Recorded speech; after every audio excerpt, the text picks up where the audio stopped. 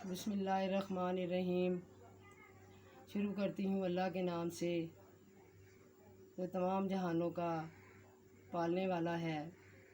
السلام علیکم میرے پیارے پیارے بہن بھائیوں، اللہ ہم سب کو سدا خوش رکھے۔ میں پھر اس ویڈیو میں محرم الحرام کا ذکر کر رہی ہوں۔ جب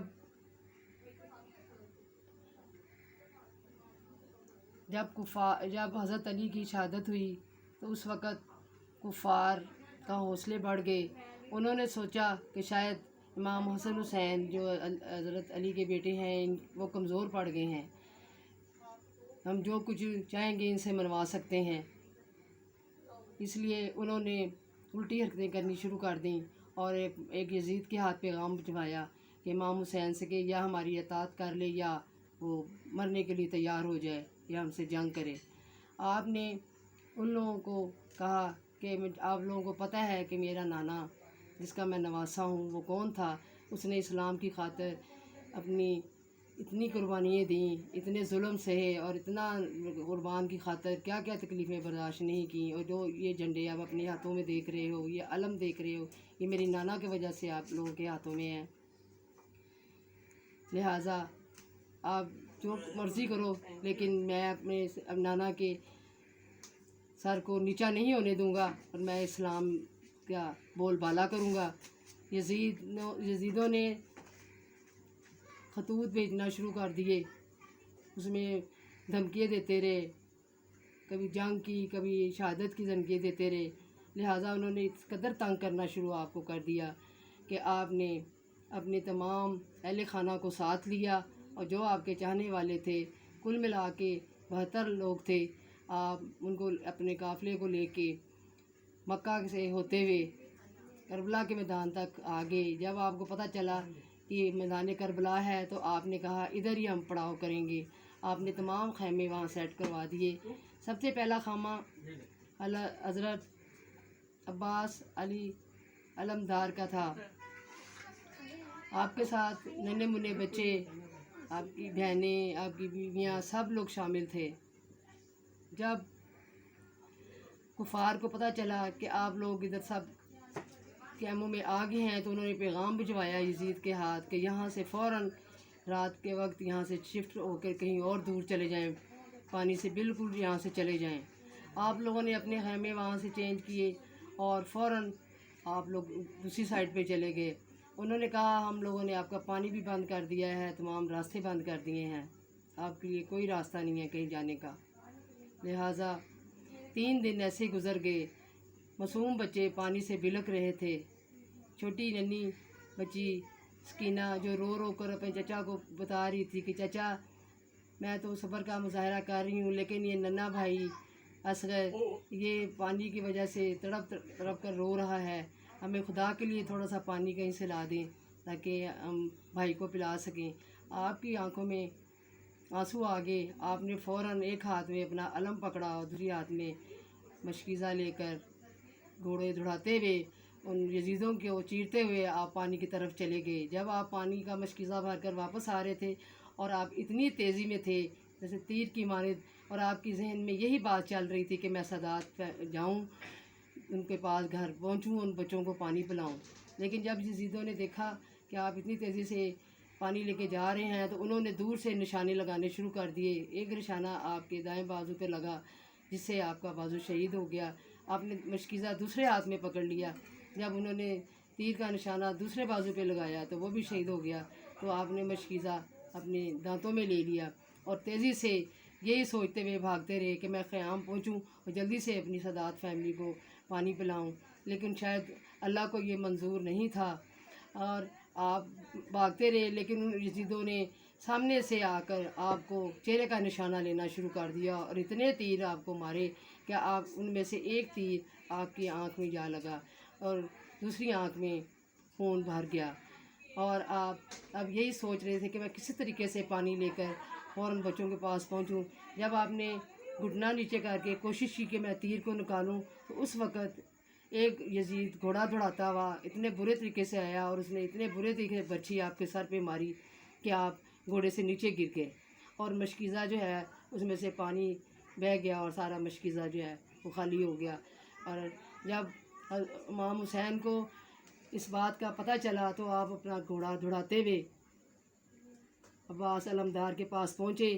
آپ نے ان کو دونوں بازوؤں میں اٹھایا اور انہوں نے عباس علمدار کے منہ میں ایک ہی لفظ تھا، یا آقا سرکار، میں آپ سے آنکھیں نہیں ملا سکتا، میں آپ سے بہت شرمندہ ہوں کہ میں اپنے بچوں کو پانی نہیں دے سکا اور میں آپ کا وعدہ پورا نہیں کر سکا۔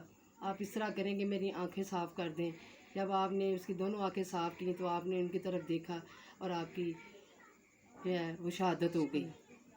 جب آپ واپس خیمے میں آئے تو بچہ پانی کی وجہ سے برے طریقے سے رو رہا تھا، تو آپ کی زوجہ ام لیلہ نے کہا کہ سرکار ہم تو صبر کر کے بیٹھے ہیں، لیکن یہ بچہ کافی دنوں سے صبر کر رہا ہے، لیکن اب یہ بچہ جو ہے بہت بلغ رہا ہے پانی سے، آپ خدا کے لیے اس کو 2 گھونٹ پانی جو ہے وہ پلا دیں تاکہ بچہ جو ہے وہ خاموش ہو سکے۔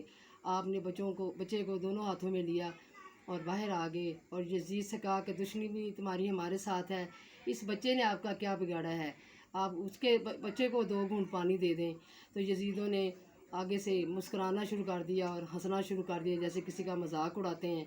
تو سامنے سے کہیں سے اتنا تیزی سے تیر آیا اور بچے کے سامنے حلق میں جا آر پار ہو گیا۔ اس بچے کی اس وقت شہادت ہو گئی۔ آپ نے اس بچے کو دونوں ہاتھوں سے اٹھا کر خیمے میں لے کر آئے اور اپنی زوجہ ام لیلہ سے کہا کہ دیکھو یہ تمہارا بچہ بھی آج شہادت پا گیا ہے، یہ بھی شہیدوں میں شریک ہو گیا ہے۔ آپ دیکھیں اتنی صابر بیویاں تھیں کہ آپ نے خود اپنے ہاتھوں سے اپنے بچوں کو تیار کر کر کے میدان جنگ میں بھیجا، صرف اسلام کی خاطر اپنے نانا کی امید کو پورا کرنے کے لیے آپ قربان ہوتے گئے۔ جب تمام خاندان شہید ہو گیا تو امام حسین اپنے گھوڑے پہ سوار ان یزیدوں کے درمیان آ کر کھڑے ہو گئے۔ انہوں نے چاروں طرف سے آپ کو گھیرے میں لے لیا۔ آپ نے یزیدوں سے کہا تمہارا کیا مسئلہ ہے، تم مجھے کیوں مارنا چاہتے ہو، میں نے کوئی تمہارا حق کھایا ہے یا کسی کے ساتھ کوئی برا سلوک کیا ہے یا میں نے کوئی آپ کا کیا بگاڑا ہے؟ تو ان میں سے شمر بولا کہ آپ نے ہمارا کچھ نہیں بگاڑا، ہمیں بغض ہے کیونکہ تم علی کے بیٹے ہو، اس لیے ہم تمہیں مارنا چاہتے ہیں تاکہ یزید ہمیں بہت سا مال دے گا اور ہمیں مالا مال کر دے گا۔ لہٰذا انہوں نے کوئی بھی جو تھا وہ یزید آگے نہیں بڑھ رہا تھا گھوڑے لے کے۔ آپ کی شکل سے سب لوگ اتنے خوف زدہ تھے کہ وہ دور دور تھے اور شمر ان کو بہکاتا جا رہا تھا کہ کیوں نہیں تم وار کرتے۔ وہ کہتے تم جانتے ہو کہ یہ کس کا بیٹا ہے اور کس کا نواسہ ہے، یہ ہمارے نبی کا نواسہ ہے اور حضرت علی کا بیٹا ہے، ہم اس کے ساتھ مقابلہ نہیں کر سکتے۔ لہٰذا انہوں نے کہا ٹھیک ہے، تم دور کھڑے ہو کر جس کے پاس جو کچھ بھی ہے اس کو مارنا شروع کر دو، اور دوسروں کو کہا یزیدوں کو کہ ان کے خیموں میں، بیویوں کے خیموں میں آگ لگا دو۔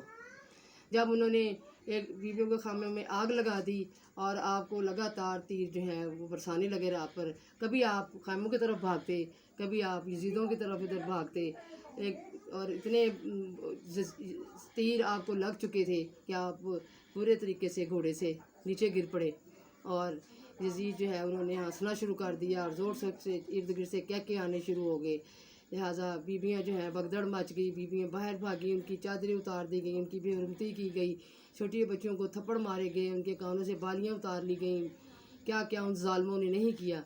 لہٰذا آپ کا جو ہے وہ سر وہ تن سے جدا کر دیا گیا، اور آپ نے اور اس وقت اوپر سے آواز آئی، اے حسین تیرا کام پورا ہو گیا، تو جیت گیا اور تیرا کام مقصد میں تو اپنے کامیاب ہو گیا۔ اور آپ نے اللہ کا شکر ادا کیا۔